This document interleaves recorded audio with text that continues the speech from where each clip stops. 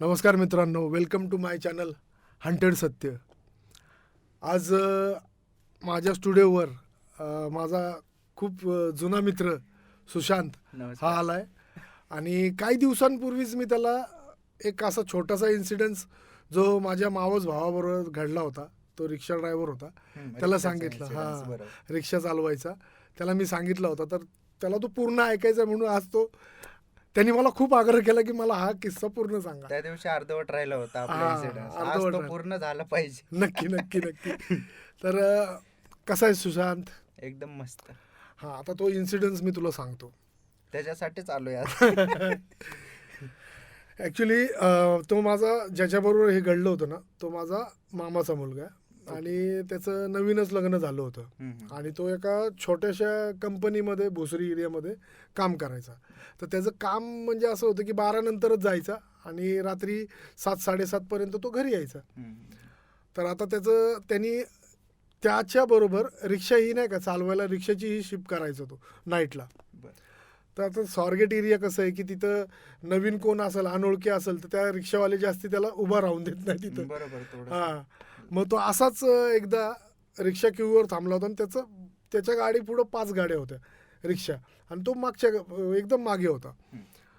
तर खूप वेळ पॅसेंजर भेटत नव्हतं त्याला. मग तो खरंच कंटाळला होता, म्हणजे रात्रीचे 12:30 पावणे 1चा टाईम होता. तर त्यांनी पाहिलं की जे मिलिटरीचे लोक असतात ना, मिलिटरीचे ऑफिसर जे ड्रेसवाले, ते तिघंजण येत होते. आणि ते आले आणि जी फर्स्ट नंबरला रिक्षा होती त्यांनी काहीतरी विचारलं. मग त्या रिक्षावाल्यांनी नकार दिला. आणि हा सगळं बघतोय त्यांनी काय केलं, दुसऱ्या रिक्षावाल्याला विचारलं, त्यांनी पण नकार दिला.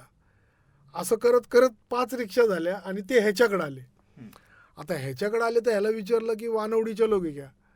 आता हा रिक्षाच्या धंद्यात नवीन होता, याला एवढं म्हणजे माहीत नव्हतं कोणता एरिया काय. तो लगेच तयार झाला आणि त्यांना रिक्षामध्ये बसवलं आणि रिक्षा काढली तर तो रिक्षा घेऊन निघाला. तर त्यांनी बघितलं की ते जे रिक्षावाले होते ना, जे 4 जण त्याच्या पुढं होते, ते सगळे त्याकडे आश्चर्याने बघत होते. आता ह्याचा काय समज झाला की आपल्याला पॅसेंजर भेटलंय, हे आपल्याकडे असंच बघत असतील. म्हणून आता ते स्वारगेटवरनं टर्न घेऊन जो 7ला रोड लागतो त्या रोडला ते निघाली रिक्षा.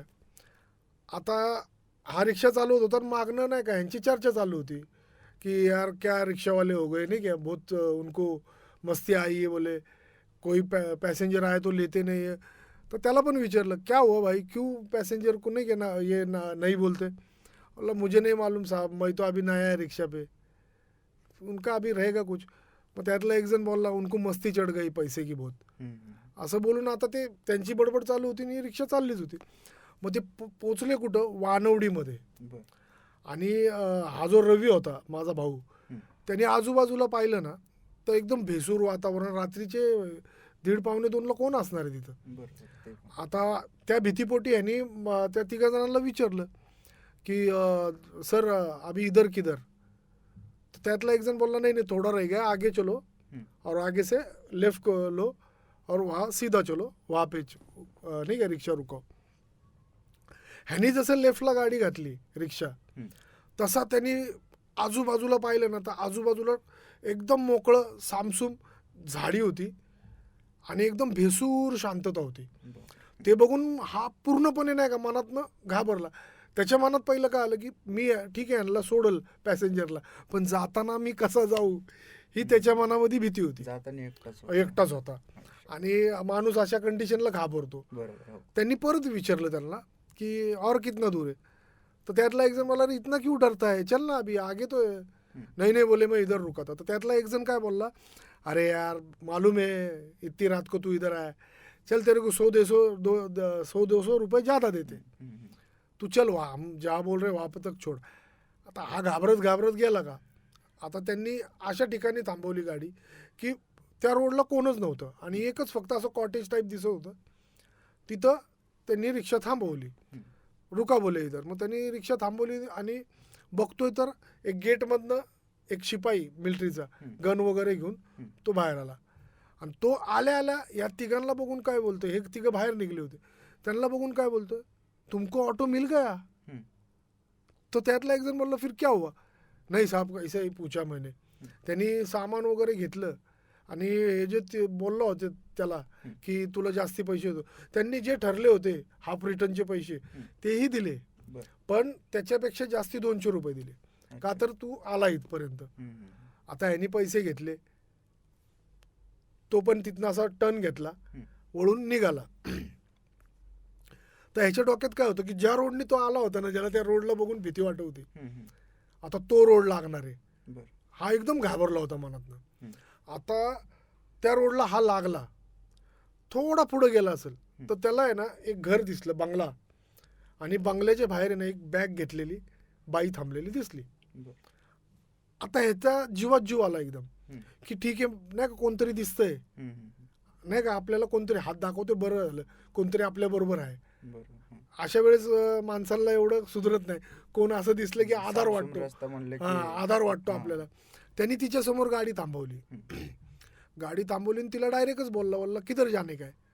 ते बोलली कुछ नहीं, मुझे मेन रोड तक छोड़ दो. मेन रोड कुठला, जो रेस्कोस रोड आहे ना, वानवडीमधनं आपण आतनं बाहेर आलो, रेस्कोसला रस्ता जातो, तिथं पेट्रोल पंप आहे, तिथं उधर तक छोड़ दो बोलली.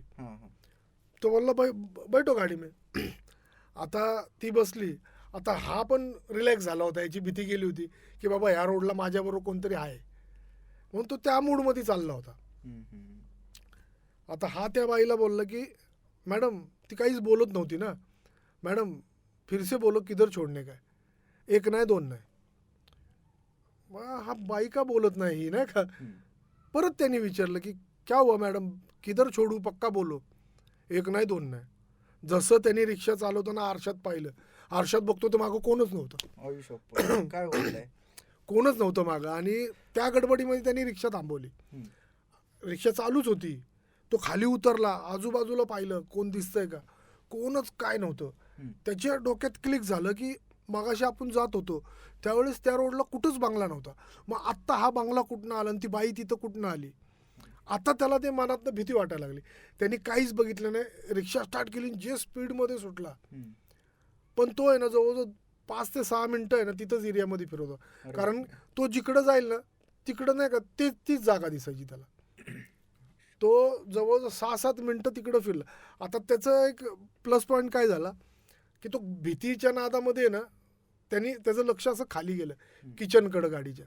आता त्याला ते मारुतीचं किचन होतं, त्यांनी ते बघितलं आणि त्याला ते आठवलं. मग तो जेवढी हनुमान चालीसा त्याला येत होती ना, तो तसं नाही का तुटकी मुटकी व्हाय ना बोलत चालला होता. त्याला थोडंसं नाही का रिलीफ वाटत होतं, पण तो एवढा घाबरला होता की त्याला आता रोड दिसला कुठंतरी पुढं, नाही का लाईट दिसली आणि एक रोड जाताना दिसला, त्या जीवात जीव आला. पण तो एवढा व्हायबल झाला होता की त्यांनी त्या गाडीच्या त्या रोडच्या दिशेला आहे ना एवढी स्पीडमध्ये गाडी नेली. आता पुढं गेला आणि अचानक म्हणजे त्याला त्याचे डोळे बंद होत होते, म्हणजे त्या अंधेरी मारते ना डोळं, तसं होत होतं त्याला. फक्त तो सांगतो असा की मला फक्त एवढंच आठवतं, धाड करणं असा आवाज झाला, आणि जेव्हा मी शुद्धीत आलो तर रिक्षावाले आहेत ना त्याला मारत होते. अरे बापरे. तो एका रिक्षाच्या क्यूवर गेला रात्रीच्या वेळी आणि रिक्षाला ठोकला होता, आणि त्याचं जसं शुद्ध आली तर त्याला मारत होते लोक. तर तो बोलला की त्याच्यामधनं एक म्हातारा, मुस्लिम म्हातारा होता रिक्षा ड्रायव्हर, तो आला आणि त्यांनी त्याला वाचवलं, नाही का, म्हणजे त्या सगळ्यांना थांबवलं आणि त्याला विचारलं की क्या हुआ बेटा, क्या नशा कर क्या है. तो बोलला नाही. फिर अंदर से किधर से आया, बोलला पॅसेंजर छोडणे का था.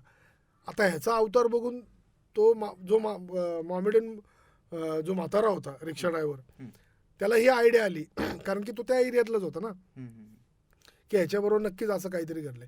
आता आपण जे रेस्कोच्या रोडला जातो ना तिथंच आहे ना पेट्रोल पंपाच्या समोरच एक छोटा दर्गा आहे, आणि तिथंच रिक्षा क्यू आहे. त्या म्हाताऱ्याने सगळ्यांना सांगितलं कुछ मत करो, वो काय नशे किया नाही आहे उसने, तुम्ही गप बसा, नाही का, त्याला काय हात नका लावू. आणि एका रिक्षावाल्याला बोलला पटकन जाऊन पाणी घेऊन ये. तो पाणी आणायला गेला आणि तोपर्यंत ह्याने रोड क्रॉस करून त्या दर्ग्यामध्ये ह्याला बसवला. जो रिक्षा रवी होता त्याला विचारलं. आता तो जरा शुद्धीमध्ये आला, मग ते दर्ग्यात गेल्यानंतर मग त्यांनी जो घडलेला इन्सिडन्स आहे ना सगळा सांगितला की असं असं झालं तर माझ्याबरोबर. मग तो जो वयस्कर रिक्षावाला होता मॉमेडियन, त्यांनी त्याला सांगितलं की तू माहिती नसताना इथं आला कसा. तो बोलला नाही, मी नवीन धंदा करतोय आणि मला वाटलं हे लांबचं भाडं आहे म्हणून मी घेतलं लगेच. मग बोलला तुला कोणी सांगितलं नाही? बोलला मला कोणी सांगितलं नाही, पण ज्या क्यूवर मी थांबलो होतो तिथं माझ्या पुढे 4 रिक्षा होते, पण ह्यांना सगळ्यांनी नाहीच बोलले असेल, त्यामुळे ते माझ्याकडे आले. मग तो म्हातारा बोलला की ते का नाही बोलले, कारण त्यांना हा एरिया माहिती आहे, वानवडीमधला हा एरिया सगळ्यांना माहिती आहे. तू आज नशीब आहे तुझं, तुला जास्ती काय नाही झालं.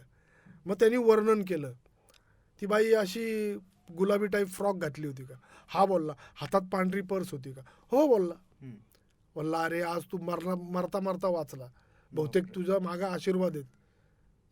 ती बाईकडनं आजपर्यंत कोण सुटलं नाही. आम्ही धंदा जे करतो ना इथं, तो आम्ही कधीच रात्रीच्या वेळी त्या एरियात जात नाही. पेट्रोल पंपच्या बाजूच्या रोडने आत जातो ना, तिकडं आम्ही जातच नाही. आम्ही एवढ्या एरियातच धंदा करतो. नशीब तुझं चांगलं आहे की तू वाचून आलायस. आता हा एरिया म्हणजे रेस्कोस संपतो जिथं, तिथनं ते पुढचा चौक, अख्खा एरिया तिचाच आहे. आता जर तू रिक्षा घेऊन निघशील तर परत ती तुझ्या रस्त्यामध्ये दिसू शकते किंवा तुला काहीतरी अटॅक होऊ शकतो. त्यापेक्षा तू या दर्ग्यात बसून राहा, पाणी पी, आणि सकाळ उजळलं ना 4-4:30ला तेव्हा निघून जायत ना. मग आता तो रवी तिथंच बसून राहिला, आणि जसं पाठ झाली तो ते पण यायला घाबरत होता. मग तो पाठ काहीतरी 5-5:45ला तिथून घाबरत घाबरत निघाला आणि घरी आला. घरी आल्यानंतर तो दिवस त्याचा नॉर्मल गेला. पण त्या दिवशी रात्री जो झोपला ना तो आजारीच पडला. आजारीच पडला एकदम. पण जे काय मांत्रिक लोक किंवा नाही का ते बघतात ना, त्यांना दाखवलं तर तिची त्याच्यावर आहे ना सावली पडली होती पूर्णपणे. मग त्यांनी ते काढलं त्याचं. हा इन्सिडेन्स आपल्या पुण्यामध्ये घडला आहे, वानवडीमध्ये. रेस्कोस रोड लागतो तिथनं आपण मेन रोडने गेलो की राईट साईडला जो रोड जातो ना, तिथं त्या बाईचा एरिया आहे. आणि असं बोलतात की ती जवळजवळ 55-60 वर्षापासून तिथं दिसतीये त्या एरियामध्ये, त्याच एरियामध्ये. तिची हद्द रेस्कोस संपतो ना जिथं, तिथून ते आपण हडपसर रोडला जातो पेट्रोल पंपचा अलीकडचा चौक, तेवढी पूर्ण हद्द आहे तिची. आणि त्या एरियात जर कोण तिला रात्रीच्या पारी तिच्या तावडीत म्हणजे त्या टायमिंगला घावलं तर कोणच वाचलं नाही. हा तिथला किस्सा आहे. खतरनाक. हा खतरनाक म्हणजे भरपूर खतरनाक आहे. भारी इन्सिडन्स, खतरनाक खरंच. तर मित्रांनो, आता ह्या माझ्या भावाला तर मी सांगितलं आहे पूर्ण किस्सा, सुशांतला. हा किस्सा तुम्हाला कसा वाटला हे तुम्ही आम्हाला कमेंटमध्ये कळवा. आणि असेच पॉडकास्ट बघायचे असेल तर नक्कीच आमच्या चॅनलला फॉलो करा, सबस्क्राईब करा आणि लाईक करा.